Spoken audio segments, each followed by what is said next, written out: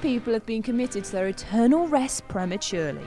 Scratch marks and other signs of desperate escape bids have been found inside exhumed coffins, suggesting some poor sods suffered the waking nightmare of being buried alive. But that could never happen in modern society, surely? Well, now you've got something other than death by Tide Pod to worry about. There are many, many recorded cases of people waking up in metal boxes in mortuaries, and as recently as this year. According to news reports, this is what happened to a man after he was involved in a traffic collision in Johannesburg. He's said to have spent 2 days in storage at the mortuary before hospital staff heard his cries for help. That is honestly one of my biggest fears. This is why when I die, please just turn me to ash. Like, burn me to a crisp. That's all I want. Then scatter my ashes wherever you want. Preferably like Alaska, far, far away. Like scatter me on a glacier. Okay? Just anywhere but here. This is because I do not want to wake up in a coffin. Because you never know. We don't know what happens after you die. What if people just wake up and we have no idea?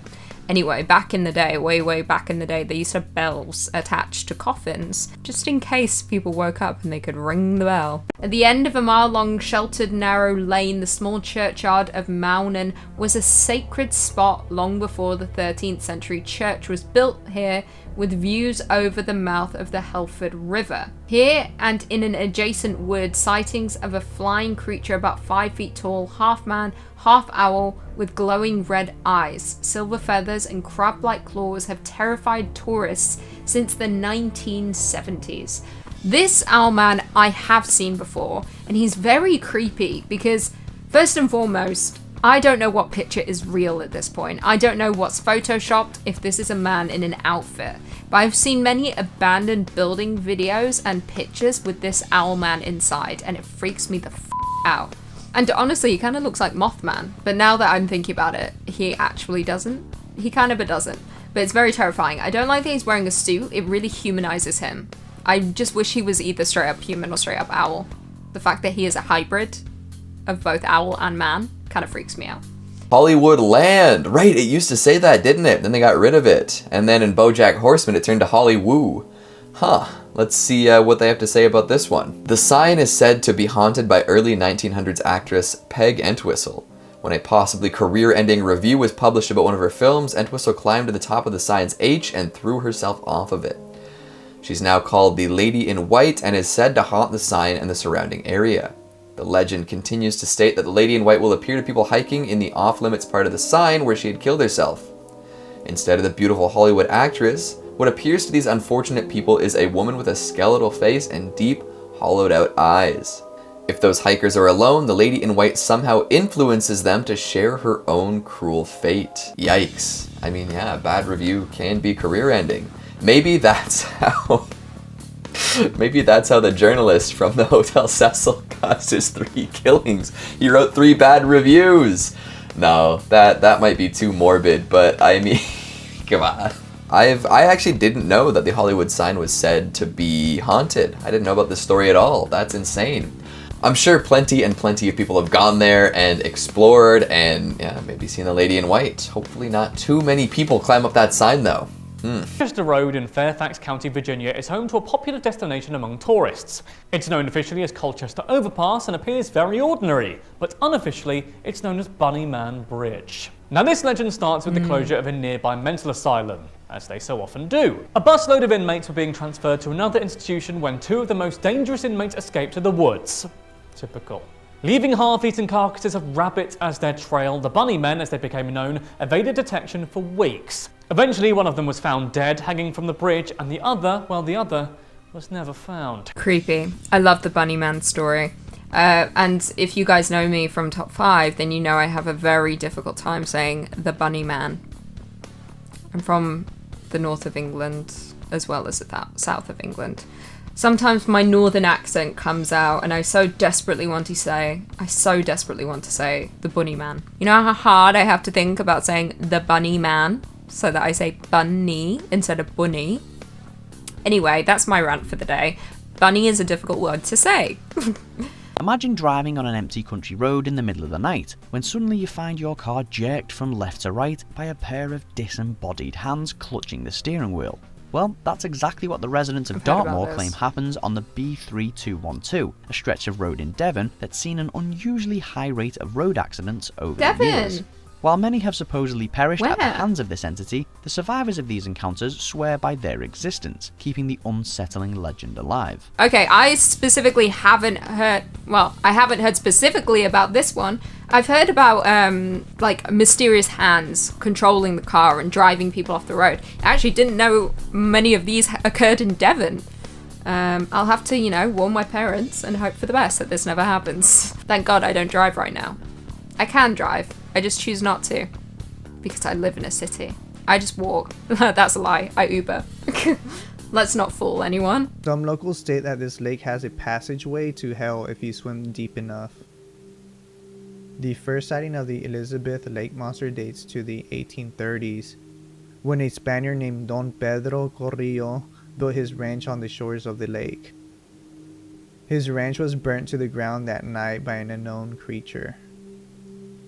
The monster is said to have a giraffe neck, head of a bulldog, 6 legs, and bat wings. The monster is estimated to be 50 feet long, and it smells like death. Smells like death? At night, the locals would hear screams coming from the lake, and they would hear unnatural noises, and they would have visions. I'm sure this narrator is super knowledgeable and loves this topic, but he's not convincing me. It sounds like he's even a book report. What does death smell like? That's what I want to know. I want in the comments immediately, what does death smell like? I'd say maybe rotten eggs and sulfur, or maybe I don't know, blood. Otherwise, there's a lot going on here. A portal to hell at the bottom of the lake. Also a beast. Also that drawing of the beast with Born to Be Evil on his t-shirt. I want that t-shirt. Somebody get me that t-shirt. I'll grow an extra couple pairs of legs if I need to, just to get that t-shirt. Fly around, Born to Be Evil, wearing a chain with a skull on it. Hell yeah. But this whole ranch lake area does sound pretty rough to be around. All the people who ride the bus to nowhere do, albeit even if they don't know where it is they're going. That's because Philadelphia's legendary Phantom bus never shows a route or a destination, it just drives. The bus has been spotted all around the city, and some claim to have seen it in other cities too, appearing as a otherwise perfectly ordinary bus. But don't be in a hurry to start looking for fare prices.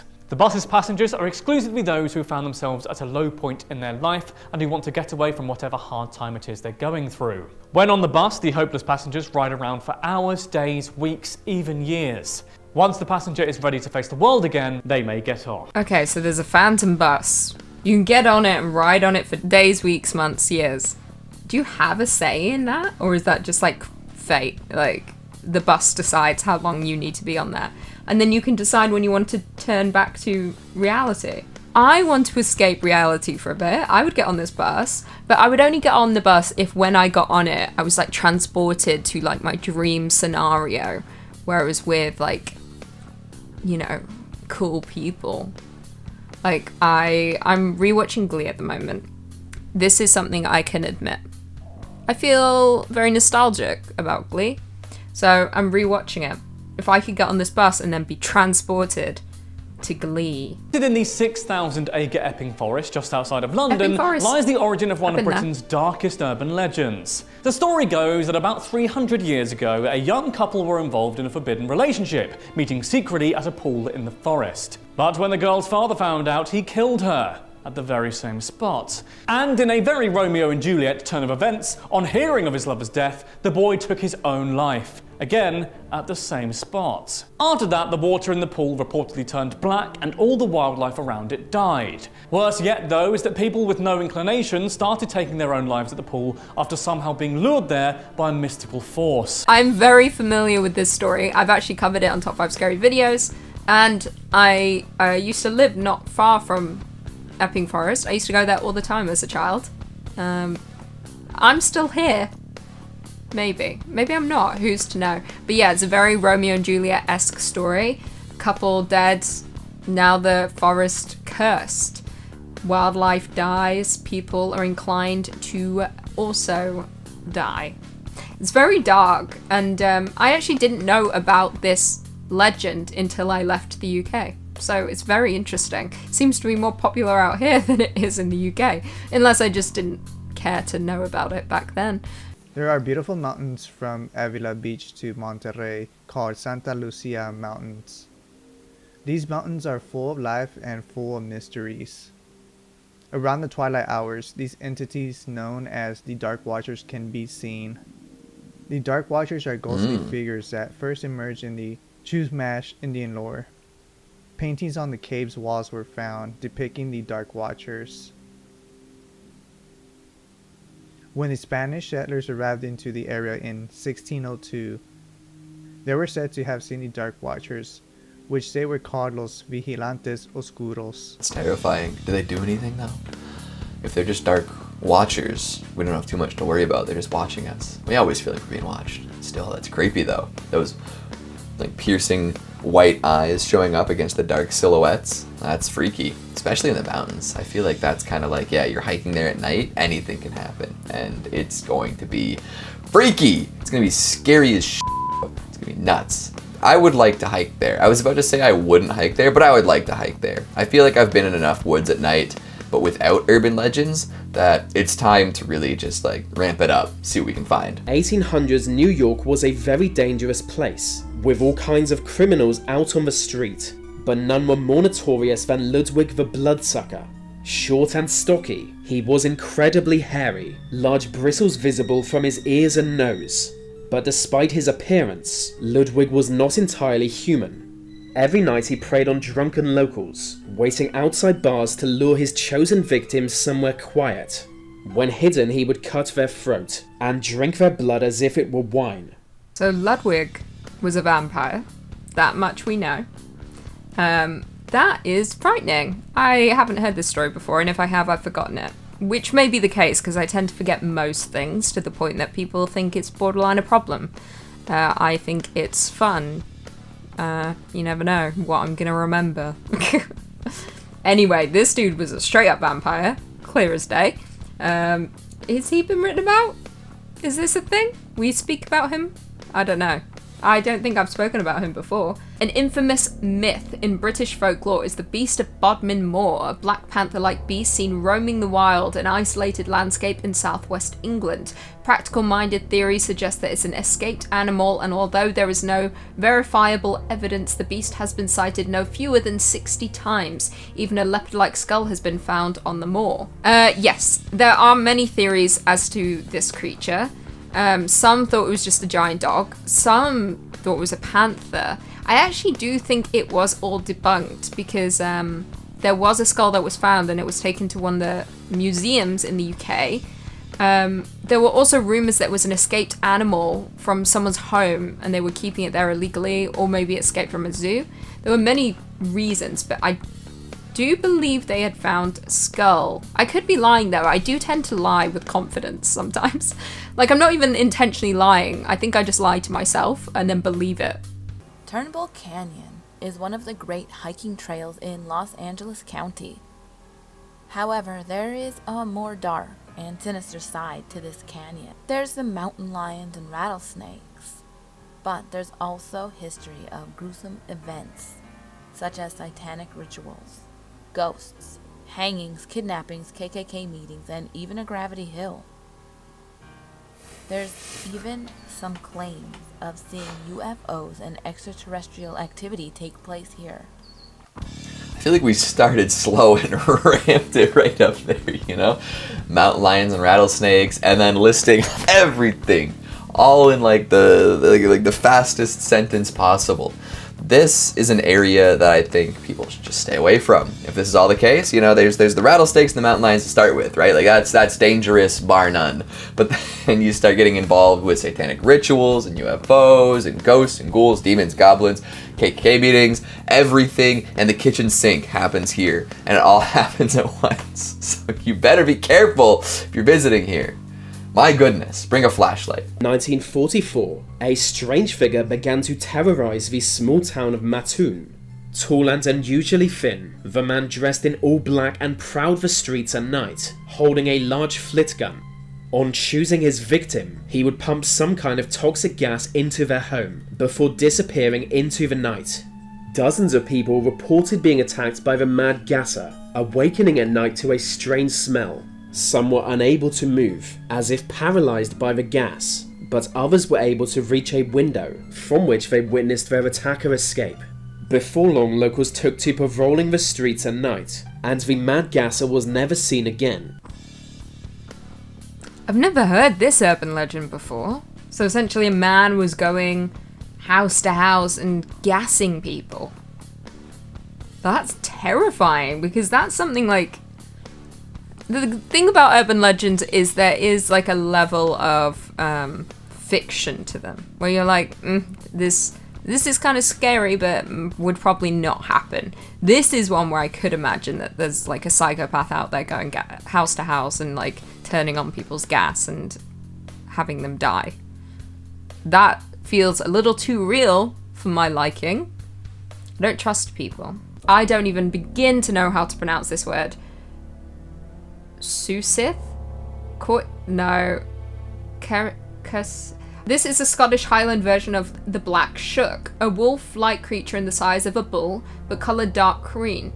It lives in the clefts of rocks and carries souls away to the afterlife. Another spectral hound with a saucer-sized eyes, the Susith, howls 3 times, and if you haven't reached a place of safety by the 3rd bay, you are overcome with mortal terror and drop dead on the spot. Honestly, after one howl, it wouldn't take 3, just the 1. I think just seeing him, I would lay on the floor and hope that it's a quick and painless death. But to be fair, carry me off to the afterlife. I don't want to walk. If I can hitch a ride on this beast, I'll happily go along. But that's very creepy. Dark Watchers is a name given to a group of entities that have appeared in California folklore for the past several hundred years, purportedly stalking travelers along the Santa Luisa Mountains. They are almost always spotted around twilight and are usually seen staring upwards toward the sky, standing atop the mountains. They are described as tall, sometimes giant-sized, featureless dark silhouettes, often adorned with brimmed hats or walking sticks. Yeah, I guess we got some more details this time. That's interesting that they're all wearing like that kind of mountain climber attire, the walking stick, the wide brimmed hat, stalking other hikers. So they must be hikers or pioneers from another time, right? If we're going to be seeing things like that. I'm sure a lot of pioneers hiked through said mountains to try and find California, the land of milk and honey, and didn't quite make it. In fact, I know for a fact there are plenty of people who ended up with that kind of gruesome fate. So I guess this one, this makes a lot of sense considered on the context. Foul odour in their room. They report it to the staff the following morning, who quickly establish the offending smell is coming from under the bed and thankfully not the suspiciously stained mattress. Nothing good ever came from looking under the bed in a seedy guest house, and in this story it's no exception. The staff reveal the couple spent the night sleeping over a rotting corpse, crammed into the bed base. The truth to the tale is that unfortunately for the guests involved, this happened on more than one occasion. Bodies have been discovered under beds in hotels in Vegas, Florida, California, New Jersey, and other locations across America. That's yeah, this became a weird theme and a weird event that kept happening to people, where they would stay. It was usually seedy motel rooms, and something would smell. They would look under the bed, there'd be nothing there. And then I remember, I think there was one story where someone found a hole in the mattress, and then there seemed to be blood. And then inside was a dead body. Of Weymouth, Thomas Tyne, Lady Louisa Carteret was rumoured to be having an affair with a footman. After discovering the affair, the Viscount, in a fit of rage, pushed the footman down the stairs, breaking his neck. Thomas was said to have had the body buried in the cellar and told Lady Louisa that the footman had left without a word. She didn't believe it, thinking the footman had been imprisoned in the house, searched every room each night until she died. Yes, I'm very familiar with the story. Now there's different variations of it, where the husband pushed the footman, and another variation where he hired someone or ordered another servant to push the footman down the stairs. And yeah, the woman was heartbroken. She ended up getting sick and then died within the home. And now she is said to haunt their house, and you can go visit her ghost. There's many, many haunted homes in the UK, all surrounding stories like this. The Griffith Park Curse. See, I'm just looking at this image first before I read the description here. It looks like a nice park, you know, you're overlooking a city, you've got a lot of trees, some bushes, a nice walking path. Looks like a nice breath of fresh air, but I'm sure I'm about to read something totally insane. Let's see what we got. The land once belonged to Spanish soldier Jose Vicente Feliz, given to him by a Spanish land grant. After his death, the land passed to Maria Ignacia Verdugo, who had wed one of Feliz's sons, and then it passed to her son, Don Antonio Feliz. It's alleged that Don Antonio's friend, Antonio Colonel, tricked Don Antonio Feliz into giving him the land as Feliz lay on his deathbed. As a result, Feliz's teenage niece, Petronila, cursed the land, saying, "A blight shall fall upon the face of this terrestrial paradise. The cattle shall no longer fatten but sicken on its pastures. The fields shall no longer respond to the toil of the tiller. The grand oaks shall wither and die. The wrath of heaven and the vengeance of hell shall fall upon this place." That is a hardcore curse. You go, niece. My goodness. I'm not so sure that Griffith Park fell to that curse though, because if we take a look at that picture, it looks pretty green. Looks pretty well tilled, the soil there. I don't know what's going on. Maybe the curse was there for a bit. Maybe, I mean, I don't see people raising cattle on it. Could be the case. In Beaver Dunes Park, just northwest of Oklahoma City, lies Shaman's Portal. But you may know it by its alternative and rather eerie name of Oklahoma's Bermuda Triangle. It's a rather apt name, to be honest, since according to this legend, people have been disappearing from here for centuries. These mysterious occurrences have been attributed to the fact that Beaver Dunes Park was built on an ancient Native American burial ground. Yep, that old chestnut. Stories about disappearances go as far back as the 1500s, when Spanish conquistadors were travelling through the area looking for gold. They then disappeared without a trace in paranormal flashes of green light, and well, disappearances continued thereafter. Honestly, I believe in this stuff. I believe in like Bermuda Triangles and weird occurrences and people disappearing. Because at the end of the day, when you think about the universe, nothing makes sense. Yes, science makes sense. But when you just try to like think about everything large scale, like the universe, like where did the universe come from? We can get into the discussion of religion, but we won't. Nothing makes sense. So other things have to be at play. Like, if a whole universe can be created, then other things can also take place in this world, such as people getting, you know, teleported to other universes, people disappearing, showing up somewhere else. I believe it. Set are supposedly home to the aptly named Wookiee Hole Witch, a crone said to have made a pact with the devil as a means of exacting vengeance upon her unfaithful fiancé. Not content with her satanic revenge, however, the witch continued to terrorize the citizens of Wookiee Hole for years to come. A monk eventually managed to turn the witch to stone, and the resulting stalagmite has since become a tourist attraction, with many believing it to be the petrified remains of the dreaded hag. So who's in the UK? I'm telling you, it's because it's so old.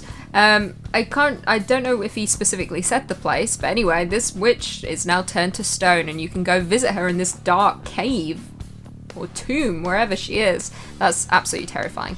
I'm less inclined to believe this one because the witch looks more like a hag, something that would be depicted in a movie, whereas I think witches are beautiful.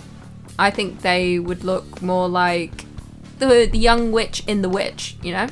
That's what they would all look like. In the 1930s, there used to be a mental hospital located in the canyon somewhere. It had a good run until the 1940s, when it burned down. In 1962, a group of friends were partying in the ruins of the hospital one night. One of the boys saw one of the electroshock devices that were used at the hospital when it was active, and was electrocuted. The voltage was strong enough to kill him, though apparently the electricity had been shut off since the fires happened 20 years earlier. Ghost shock. Yowza. I mean, as interesting and scary and generally alluring as abandoned hospitals are, there's a lot of dangerous stuff in hospitals. You know, they could have left behind like some old like sharps boxes. They could leave behind old equipment. right? There could be all sorts of rotting nonsense hiding in the eaves. That's wild though, that there's no electricity and somehow this thing discharged enough to kill a grown individual. Ghosts. Electrical ghosts. It's an old man and his dog. Waking up in the middle of the night, he saw a strange creature watching him. A little bigger than his dog, the creature had thick brown fur, pointed ears, and bright red eyes.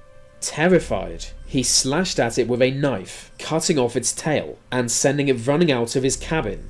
Still hearing it scream in the distance, he cooked up and ate the tail, unable to turn down a free meal. Then the next night, he heard loud scratching on the outside of his cabin, and a deep demonic voice. For hours he heard the same sentence repeated, "Give me back my tail." This werewolf dog thing is a person? This may be like American Werewolf in London. American Werewolf in Paris? London's the first one, Paris is the Anyway, dude shouldn't have cut off his tail. Dude should have just died, you know? Sometimes you've just got to let death come to you. If Final Destination taught us anything, when it's your turn, it's your turn. Don't know how we got there. Scotland's got the Loch Ness Monster and the US has got Bigfoot. As for us in England, well, we've got none other than Spring-Heeled Jack. He's said to have breathed fire and jumped inhuman heights from rooftop to rooftop. He had a goatee beard, pointed ears, horns and fiery eyes. Some said he was a demon, others thought he was just an extraordinarily agile human. No matter what form you believe this legend took, he certainly struck terror into people countrywide, but particularly those living in Victorian London. Spring-Heeled Jack is fact. I mean, not really, but I think he is. And yeah, it said he would jump from building to building, he would lurk on rooftops, and then he would leap down, sweep someone up, and then bye-bye, adios, they're gone. But also, I have a feeling this legend, you know, all this stuff kind of came out around the same time as Jack the Ripper. He was very much real. But yeah, you just don't know. I think everything is inspired by something else. Every legend is inspired by some kind of true event that took place, and then over time it became so warped that it became its own entity. The Santa Ana winds. All right, looks like a Google Earth image. There are, I think I can see some winds there. Not often you say you can see the wind, eh? They're strong, dry, and hot, and sometimes make you feel as if you're standing in front of a massive open oven. They typically occur in the fall as high-pressure winds in the Great Basin move up at high speed across the desert towards the low-pressure air of the coast. Folks like to pretend that there is something mystical about the winds that can cause people to behave more aggressively than usual. It's Los Angeles' very own Mercury in retrograde. I mean, standing in front of a hot oven can, agitate anyone. I would assume, that's just, a physiological response. Have you ever, dropped something in the hot oven and had to, pluck it out so it doesn't, smoke up and, cause your alarms to go off? That's stressful. One with some tongs or an oven mitt, you're the whole time. I would say that's what's happening here. I don't know if it's mystical, but it's hot, it's spicy, and it's making people upset, just like me. Pulling over, the man got out and ran over to help, disappearing into the trees. Now alone in the car, his date simply waited for his return, but she had no watch, and it seemed to go on for ages. Turning on the radio, she heard an emergency report that a lunatic had escaped from a nearby insane asylum. He was an especially violent man, with a hook for a hand, and no one knew where he was. The moment that news report ended, she noticed a loud thudding noise on the car roof, and so she leaned out of the window, looking up to see a naked, hook-handed man holding the severed head of her boyfriend. This is a classic. This is an urban legend everywhere, I feel, but probably, mostly popular in America. I first heard about this urban legend from the movie Urban Legend. I think. But yeah, this is the classic of a couple go driving, they hear a noise, guy gets out, he doesn't come back, and then usually the woman hears scratching on the top of the roof, and then it's her husband hanging. That's usually how it goes. I can't remember the hook bit. I've already forgotten what they said. But yeah, this all went down in the movie Urban Legend, which is a great movie because they cover all of the most popular urban legends, and then the characters get killed off one by one in those grisly ways. I love me an urban legend. And Highgate Cemetery, the site soon became a hotspot for enthusiasts of the occult and paranormal. As more and more sightings of grey spectres, ghouls and demonic entities continued to spread across the community, rumours of a vampire buried at the cemetery began to take shape. This whipped up a media firestorm, with locals blaming the vampire for the strange activity taking place there. Public hysteria eventually culminated in a vampire hunt on Friday the 13th of March 1970. Friday the 13th. Excellent day. That's the death of the Knights Templar. Which is why we have Friday the 13th. For those who don't know, it all stems back to the Knights Templar. And I actually went to a school growing up in the UK called Knights Templar, so maybe I am the devil, a demon. Death itself. Anyway, this is very creepy. Vampire in the cemetery, folks going with their pitchforks and ready to kill it. I respect that. The Hotel Cecil. When this Art Deco style hotel opened in downtown LA in 1927, it was considered quite posh. However, the Great Depression took its toll and the hotel fell into disrepair. Over time, it would become the stuff of nightmares. Serial killer Richard the Night Stalker Ramirez stayed at the hotel in the 80s, and Austrian killer Jack Unterweger booked a room in the hotel in 1991. During Unterweger's stay in Los Angeles, during which he was on assignment as a journalist, he murdered 3 women. That's not what journalists are supposed to do. They're supposed to write stories. They're supposed to do research, investigate. You're not supposed to go killing people, Jack. In 2013, a young Canadian tourist named Eliza Lamb checked into the hotel but never checked out. Her body was found several days later on the roof in one of the hotel's 4 water tanks. Although her death was ruled an accidental drowning, it's still unclear how she ended up in the tank. These grim incidents, combined with several suicides and the unsolved murder of a woman in her room in 1964, have led many to believe that the hotel is haunted or home to some pernicious entity. Yeah, I mean, that does sound about correct, doesn't it? After all that went on there has to be a little something extra going on. Whoever Cecil, they're watching over and causing some problems. My word. Grunt Road is an old dirt road in New Orleans, Louisiana that leads deep into the woods and eventually leads to a dead end. Yes, pretty creepy on its own, but also down there, the Grunch are said to live, a group of deformed half-human, half-monster creatures. Legend has it that a group of albinos and dwarves were forced to settle here as they were thought to be creations of the devil and thus couldn't live with the rest of society. The monsters that are now said to roam the woods are the product of years of inbreeding. That's kind of sad, you know? If that's, I mean, I don't, is it real? We don't know. I feel like we would know if it was real. It's almost like Hills of Eyes, you know? But a group of people getting sent away because they were different. Sounds familiar, right? I think that's very sad. Popular local legend throughout Staffordshire, the tale of the chained oak tells of a curse put on the miserly Earl of Shrewsbury after he refused a donation of an old beggar. Enraged, the beggar declares that with every branch that falls from a nearby oak tree, a member of the Earl's family would perish. After the curse becomes true, the Earl demands his servants chain up the oak to stop further falling branches. The chained oak can still be visited today, and it's the inspiration for the Hex roller coaster at the nearby Alton Towers theme park. Oh, I actually didn't know about this.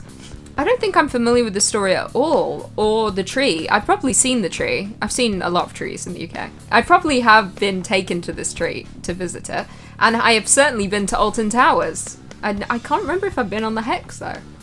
The ride? Perhaps. I need to Google it after this and be reminded of what it looks like. Although, to be fair, I haven't been to Alton Towers in many, many years. Thorpe Park was where it was at. Gravity hills are locations at the base of a slope or hill, where supposedly if you park your car and leave it in neutral, it will somehow roll up the slope of the nearby hill.